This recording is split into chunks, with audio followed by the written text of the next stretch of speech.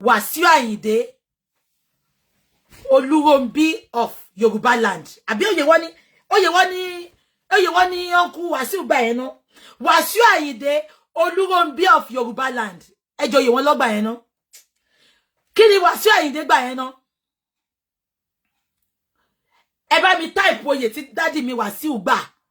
Wasiu Ayinde mo nso o. Wasiu ó dàbí gbogbo yín ò tí gbọ́. Alhaji ni o. Oyè wo ni Wasiu gbà se? Okay, ẹ bá mi kọ oyè tí Wasiu gbà. Wasiu Ayinde. Oyè wo ló gbà? Alhaji ni o, ṣùgbọ́n ọ̀tọ̀ ni o. Ewe yin mi, nǹkan tẹ́yin mi fún. Olórí ọmọ ọlọ́ba. Ẹ ṣé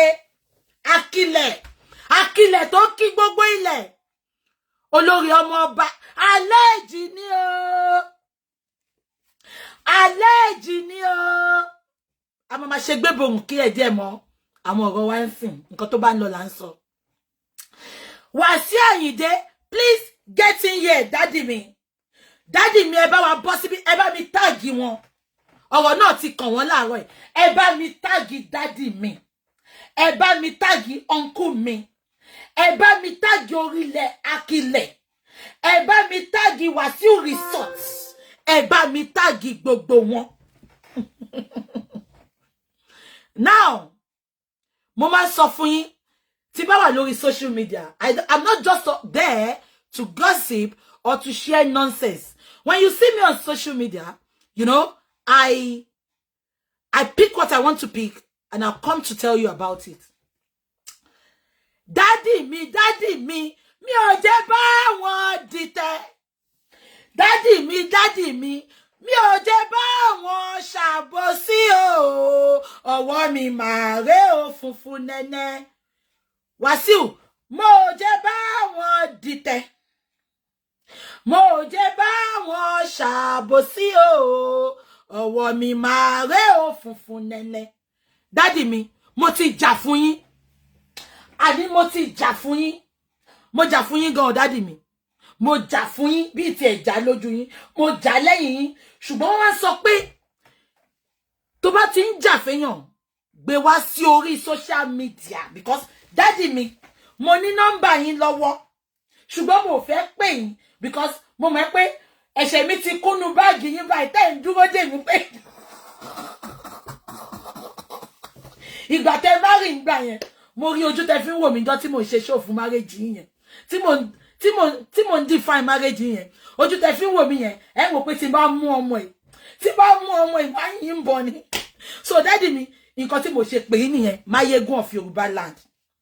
Nǹkan tí mo ṣe pè yín nìyẹn, mo ní nọ́mbà yín daddy mi. Ẹ̀yin náà dẹ̀ mọ̀ pé mo ní nọ́mbà yín torí mo sọ pé ẹ máa ń bá mi wí tẹ́lẹ̀ pé kí n yé ṣe fracas. Daddy mi, Wasiu Ayinde, èmi ti jà fún yín. Wasiu Ayinde, mo jà fún yín, ó jẹ́ kẹ́ mọ̀ mi. The fact pé ẹ ń bínú pé mo máa ń sòótọ́ fún yín, mo jà fún yín daddy mi. Wọ́n wá sọ pé ẹ ń bínú sí ìyàwó yín lọ́wọ́lọ́wọ́, ṣé lóòótọ́ ni ẹ bọ́ síbí? Ṣé wọ́n ti pé mo sọ fún yín jọ wedding pé ẹ gbọ́dọ̀ jà o. Ibẹ̀ lẹ máa dàgbà darúgbó sí o. Ẹni tó máa sin yín nìyẹn o. Daddy mi, ẹ bá mi tag daddy mi. Mo gbọ́ pé wọ́n sọ pé kí lorúkọ ìyàwó wọn yẹn? Àgùntàn ṣọ́lò, kí lorúkọ ẹ̀? Ẹ bá mi kọ́ fẹ́ máa sọ pé ìyàwó daddy mi pọ̀. Father Abraham ni daddy mi. Wasiu Ayinde mo ń sọ kí lorúkọ ìyàwó wọn yẹn? Blogger kọ́kọ́ ò tí gbé. Èmi ni first blogger tí mo gbé. Oh, John said today is his birthday. Oh, John Ross, happy birthday. Etí inú ẹ ṣé Immanuella Àjíkẹ́ Abọ́bájí of Ìjẹ̀bú-Òde. Immanuella, ẹ bá mi tag ẹ. Àgùntàn ṣọ́lò. Daddy mi, mo ti jà síbẹ̀ rọ́pò. Mo ti jà. Ṣùgbọ́n mo ní daddy mi tó bá fẹ́ ṣe nǹkan wá ṣe kò ní rán nǹkan tẹ́ni bọ̀bọ̀ ẹnì kankan máa ṣe. Ṣé ń gbọ́ mi? Mo wá gbọ́ pé daddy mi Wasiu Ayinde nǹkan kan tí ń ṣẹlẹ̀ nínú ilé wọn tí mi ò dẹ̀ gbàdúrà kó ṣẹlẹ̀ ìtorí ìgbà tó fẹ́ rọ́pò tó fẹ́ Manuela mo sọ fún wọn jọ́ tí mo ṣe show fún wọn mo níbi tẹ́ máa dàgbà darúgbó sí nìyẹn o adérọ́pò ló máa sin yín o ẹ bá ti sọ pé fẹ́ lọ fẹ́ ìyàwó mi o ẹ ti wà comfortable ńbẹ̀ yẹn o ọjọ́ alẹ́ yín dẹ̀ ní ká máa gbàdúrà o kẹ́yìn yín dá kíwájú dá o Wasiu Ayinde ṣùgbọ́n reverse is the case kí ló dé tẹ́ celebrate rọ́pò níjọba díẹ̀ mo confirm ni wọ́n dẹ̀ sọ pé ẹ̀yin méjèèjì ìjà gbígbóná ń ṣẹlẹ̀ nínú ilé lọ́wọ́lọ́wọ́ dádì mi ẹ lè bọ́ta kẹ́ lọ gbé fọ́tò sí o mo mọ̀ pé ń wò mí báyìí Wasiu Ayinde kí ló dé Wasiu wọ́n ní tí yàn bá ń dàgbà yàn máa ń yógun jà ni tẹ́ bá ti ń bínú sáwọn obìnrin yín ẹ máa jẹ́ kí gbogbo Nàìjíríà mọ̀ pé ẹ ń bínú ni àgbà ò kì í ṣòro bí èwe àlẹ́jì ni o kò dẹ̀ tún ṣàlẹ́jì ìtorí pé mo rántí last year ẹnìkan sọ pé he was in a party in Ìlọrin kò mátà bàbá mi wọ́n ní fóònù last year Alhaji ṣorin fún rọ́pò last year wọ́n gbé sórí péjì wọn last year kò sẹ́ni tí ò gbé Wasiu Ayinde àgbà ò kì í ṣòro bí èwe kò sí nǹkan tí rọ́pò lè ṣe fún yín ó jẹ́ kẹ́ celebrate the same thing lẹ ṣe fún títí ní 2 years ago immediately tẹ́ bá títí jà báyìí celebrate ẹjọ́ bẹ́ẹ̀ díẹ̀ ṣé ta bá ń jà Wasiu ṣe bí kakú ni okay wọ́n sọ pé Wasiu àti rọ́pò wọ́n lọ kí Tinubu lánàá tọ́jọ́ ń rẹ́rìn èmi ò mọ̀ bí àná ní fídíò yẹn èmi ò dẹ̀ tí rí fídíò yẹn ẹ gbàgbé ẹ̀ ọkọ àti ìyàwó lè máa jà sínsìn kan bọ́ta kan sọ pé ṣe normal o president lálọ́ kí yẹn o ṣe normal o wọ́n máa so mọ́ra wọn ẹ̀rọ ball is well gbogbo àwọn fọ́tò tẹ̀ ń rí pé my love I will die because of my love fake ni èmi ń sọ fún yín pé Mayegun ò celebrate rọ́pò ẹ lọ wo page wọn on the 1st Adérọ́pò àti Mercy Aigbe lọ́jọ́ ṣe birthday mate ni wọ́n ẹ lọ wo ẹ bá mi sáré lọ gàràrà kẹ́ lọ wo page daddy mi Mayegun kò celebrate rọ́pò and as an investigative blogger bí ọ̀rọ̀ àti Kẹ́mi as an investigative blogger mo wá lọ gàràrà mo lọ satellite mi lọ sí Ìjẹ̀bú Òde mo tún lọ gàràrà satellite mi lọ sẹ́kọ̀ọ́ mo tún lọ gàràrà satellite mi lọ sí gbogbo ibi tí mo ti mọ̀ pé àwọn èèyàn mọ̀ wọ́n mo ní ẹjọ́ kí ló dé tí daddy mi ò celebrate rọ́pò wọ́n dẹ̀ sọ pé daddy mi àti rọ́pò wọ́n fa catastrophic púpọ̀ nù lé lọ́wọ́ mo wá ní ṣàgbà máa ń ṣòro bí èwe ni wọ́n sọ pé thank you Haji Abibola Olat congratulations my darling sister your bungalow is so beautiful mo like it ẹ̀kọ́ ìtọ́jú yẹn lọ lágbára Ọlọ́run wọ́n sọ pé fídíò Tinubu yẹn wọ́n ní old one ni ẹ̀yin blogger yìí máa confuse wa so that tára bá máa sọ́pa ẹ̀yin blogger onírọ́ wọ́n máa sọ́pa yín bí tẹ́ dúró sí ni stop moving around Wasiu getting here Mayegun ṣé fóònù yín bàjẹ́ ní first ni tí fóònù yín bá tiẹ̀ bàjẹ́ ẹ lè gba fóònù bọ̀bọ̀ tó fine tó jẹ́ PA yín yẹn kí ló kọ yẹn ná PA yín tó máa ń gba gbogbo bundle ni owó tó kù ọ̀tọ̀ lẹ́ni tó máa ń gbà but bundle àti hard currency òun ló máa ń kó yẹn dání kí ló kọ bọ̀bọ̀ yẹn ná tí fóònù yín bá bàjẹ́ Mayegun fóònù àwọn tẹjọ́ ń ṣiṣẹ́ ò lè bàjẹ́ ẹ kàn máa ní kó yọ kẹ́yìn wọlé sí ni ṣé ń gbọ́ mi because mo rántí pé Kẹ́sì ẹ ṣe Oyèbánjí ẹ lè lo fóònù Kẹ́sì ẹ lè lo fóònù Kẹ́sì mo lọ gàgàgàgàgàgàgà àní mo dé satellite mi dé Ìjẹ̀bú Òde Kẹ́sì ọ̀rẹ́ mi ni Kẹ́sì ọmọ wò pé àbí wèrè ni lady ni ṣé lady kan ló ta sí mi jọ wedding ọ̀gá mi ọ̀rẹ́ mi ni Kẹ́sì Wasiu Ayinde náà ọ̀rẹ́ mi ni ṣùgbọ́n mi máa ń sòótọ́ ọ̀rọ̀ ẹ ṣe wọ́n sọ pé fóònù Wasiu crack ní on the 1st tí fóònù Wasiu bá crack ṣé gbogbo yín rántí pé last year 2 years ago Wasiu bí ó ṣe celebrate alfotia náà nìyẹn mo dẹ̀ rántí pé last year yẹn wọ́n ṣe orin fún Adérọ́pò gbogbo fiction wọ́n fi dá gbogbo orí íńtánẹ́ẹ̀tì rú ni. Kí ló wá ṣẹlẹ̀ Wasiu? Wasiu, this is one thing I don't like with you. Wọ́n ní daddy mi gbàgbé password wọn. iCloud wá block wọn. Ẹ tó bá mọ̀ mí. Olórí Akilẹ̀, ibi tèmi àti yín máa ti bẹ̀rẹ̀ ìjà ni. Mo ti sọ pé jọ́ tí ẹ bá bá àgùntàn ṣọ́lọ́jà, ìjọ yẹn lè máa mọ ìbínú mi. Ibi tẹ́ bá wà nìyẹn o. Kò sí nǹkan tágùntàn ṣọ́lọ́ Adérọ́pò lè ṣe fún yín. Ibi tẹ́ máa dàgbà sí nìyẹn. Ibi tẹ́ máa dàgbà sí nìyẹn. Ẹ wo Olú Jacobs. Tíyàwó Olú Jacobs ò bá dúró tì dọjọ́ alẹ́. Ta ló fẹ́ máa tọ́jú Olú Jacobs nísìn? Wasiu, you are not going anywhere. Mélòó gan ló kó yín gan? Mélòó gan ló kó yín? Mo ṣe pé kẹ́ tó bá yàn sùn gan, ọ̀pọ̀lọpọ̀ Viagra ni. Ibo lẹ tún lọ. Ibi tẹ́ bá dàgbà sí nìyẹn o. Rọ́pò tó lọ fẹ́ bàbá àgbà.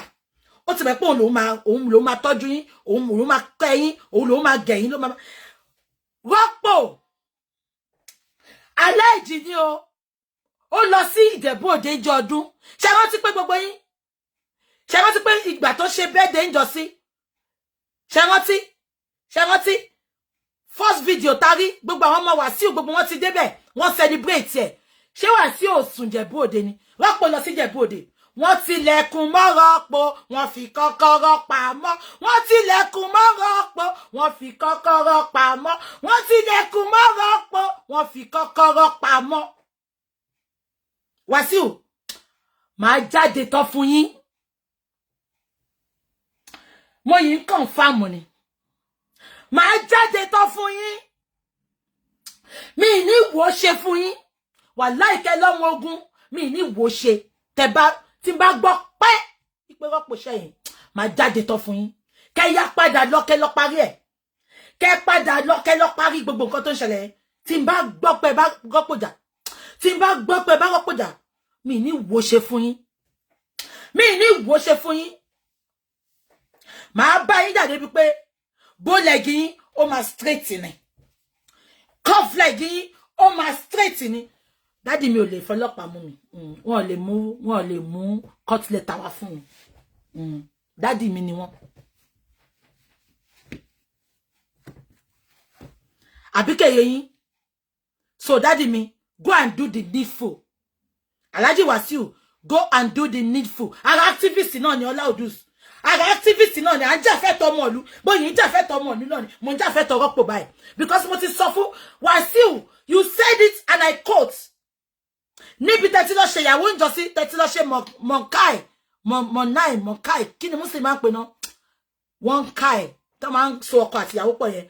Wasiu, ẹ sọ pé for better for worse. She give me joy. Tí òkùnkùn bá ṣúnú yàrá, tó bá ti wọlé, ìmọ́lẹ̀ dé. Nǹkan tẹ́ sọ nìyẹn. You have to stick to it for better for worse. Wasiu, even tẹ́ bá tiẹ̀ wá ṣe mọ́, ẹ dúró síbẹ̀. Tí n bá rí yín pé ẹ gbé oko yín lọ síbòmí, a máa gé fún yín ni. Nínú spiritual realm láti máa gé fún yín because ó ti tó gẹ́. Kí lẹ tún wá? Ẹ ti fẹ́ kúkúrú, ẹ ti fẹ́ gíga, ẹ̀yin náà lè sọ pé èèyàn kékeré tó ń pẹ́ ní gúngùn ránṣẹ́, ẹ ti fẹ́ gíga, ẹ ti fẹ́ kúkúrú, ẹ ti fẹ́ dúdú, ẹ ti fẹ́ pupa. Ẹ ti fẹ́ ẹni tó lọ́mọ, ẹ ti fẹ́ ẹni tí ò lọ́mọ. Kí lẹ wá náà? Kí lẹ wá? Father Abraham. Kí lẹ wá? Màá jẹ ojú yín. Alhaji, màá jẹ ojú yín. Tí n bá rí pé ẹ lọ ń ṣe nonsense pẹ̀lú Immanuella. Màá jẹ ojú yín. Alhaji, as an investigative blogger, ta de nja fẹ́ tolu, màá jẹ ojú yín. Because gbogbo wa ti sọ fún yín ṣe pé mo ṣe ṣongba ẹ pé ibi tẹ́ máa dàgbà darúgbó sílẹ̀ wa yẹn. Ẹ wá celebrate àgbàyà níyìn àgbàyà. Kò sí nǹkan anybody lè sọ, kò sí nǹkan anybody lè ṣe fún yín. Try to act a bigger person. Alhaji Wasiu, act a bigger person. Kò sí nǹkan tó lè, ẹ̀yin lè máa ń jẹ́ ká tètè mọ̀ nǹkan tó ń ṣẹlẹ̀. because mo ní Adérọ́pò ìgbà tí daddy mi Alhaji Wasiu de sọ pé en táwọn fẹ́fẹ́ nìyẹn o mo ní okay ẹ jẹ́ lọ mo dẹ̀ rántí pé nǹkan tó yẹ kí rántí ni pé Mercy Aigbe ṣe mọ̀ pé first ní birthday àwọn ọmọ new year so bí ṣe rí Mercy Aigbe tó put up kíní tó put up kíní Rọ́pò ṣe ń gbọ́ mo ní jẹ́ kí n lọ comment sọ́dọ̀ daddy mi ò kí n lọ kíyàwó wa o ṣe ń gbọ́ mi mo dẹ̀ dọ́dọ̀ daddy mi ṣé wrong page mo wà ní ṣé ti hack page daddy mi ni ṣé wọ́n ti hack page daddy mi ni mo ní no mo tún tẹ Wasiu blue tick page Alhaji Ayinde Wasiu blue tick page ó tún gbé the same page wá fún mi ẹ mọ̀ kẹ́ máa wá nǹkan tí ò sọnù kẹ́ mọ̀ pé bíbá ló jẹ́ kíkiní ìwà kẹ́ wá máa lọ wo mo wá kúrò page Wasiu mo wá lọ sí page àwọn olórin tó kù kiri ẹjọ́ ṣórúkọ wọn jẹ́ Wasiu ni ṣùgbọ́n mo wò pé bí a page dàpọ̀ ni bí internet dàpọ̀ ni mo wá lọ sí page tí ò connect mo Wasiu mo lọ sí page KC gan mo ní ṣé mo mix nǹkan kan ni mo wá lọ́wọ́ àwọn tó máa ń ṣe Wasiu lójoojúmọ́ mo ní jẹ́ ń lọ wò bí èmi mo spell Wasiu dáadáa bó tún lọ tún spell the same page ló gbé wá fún mi mo ní yes after the 7th time mo ní yes I am on the right page mo ma wá mo tún ṣe mọ̀ pé first ní birthday Rọ́pò ṣe rántí mo tún gbogbo photo mo tún jẹ́ on the 25 ipe bí mo mix Christmas mo new year ni mi tún rí o tí Wasiu bá dẹ̀ ń bá yàn jà I can tell you that for free now tí Wasiu bá ń bá yàn jà ó máa ń fight bí ọmọdé ni because kò sí reason pé bó bá ṣe ń fẹ́ lómi ó máa fẹ́ lómi you can always you are God has blessed him beyond human comprehension. God has blessed him. It doesn't cost him anything. Kó máa fún wọn nílé, kó máa fà wọn mọ́ wọn sí. Am I communicating? Ṣé kò tí mo sọ yé yín? So, mo today 25. Mo ní bí a mo mix Christmas, mo New Year. Bí a dementia ti ń setting. Mo ní jẹ́ ń lọ tún wò. Mi rí nǹkan kan tó jọ àpọ́nmẹ́po rẹ̀ àgùntàṣọ́lò. Anyway, I'm not gonna rejoice because I really want the best for Wasiu Ayinde. He has really paid his dues. He has really sacrificed. Sure, you understand? He has really paved way for many Fuji musicians. Am I communicating? So I'm not gonna say pé Ọlọ́run mo àbí nǹkan kan. No, me dẹ̀ ní sọ pé nǹkan pàṣọta fi nà yàwó. No. I want the best for both of them. Both ẹ pé mo bá Wasiu wí pé tó bá ti ẹ bá títí jà, yín ò sọ pé kó pa kan tí kó lọ bá kan. Àbí kò yé yín pé just support all of them. Ṣé nǹkan tí mo sọ yé yín? So, Wasiu, I'm not gonna castigate you. I'm only gonna castigate you tí bá ti find gbogbo information mi tán. Because you have to stay there. The end lópin cinema end yín níbẹ̀ yẹn at 65. Ṣé fẹ́ di bàbá gbàǹgbé sí ni. En tó ṣẹ́gun sí ló gbọ́dọ̀ jẹ́ now. Ẹ tún máa lọ wá mú sí mi nǹkan sìn. Àwọn tí ò ṣẹ́gun sí àwọn tó bá yín jìyà tó bá yín ṣe ní jẹ́ kó jẹ nínú owó yẹn. Àbí kò yé yín. Please daddy mi Wasiu Ayinde olórí Akilẹ̀ 1. Please whatever is happening which I know is happening because satellite mi dé Jẹ̀bú Òde. Wọ́n dẹ̀ sọ fún mi but mo ti fẹ́ wá sọ. Make it up please. Make it up. God bless you. Mo tún wá lọ ṣé mo sorry àbí mo sorry. Oni Kesi celebrate ṣé Kesi ní choice ni. Kesi come on sọ Kesi yàtọ̀ sí Wasiu.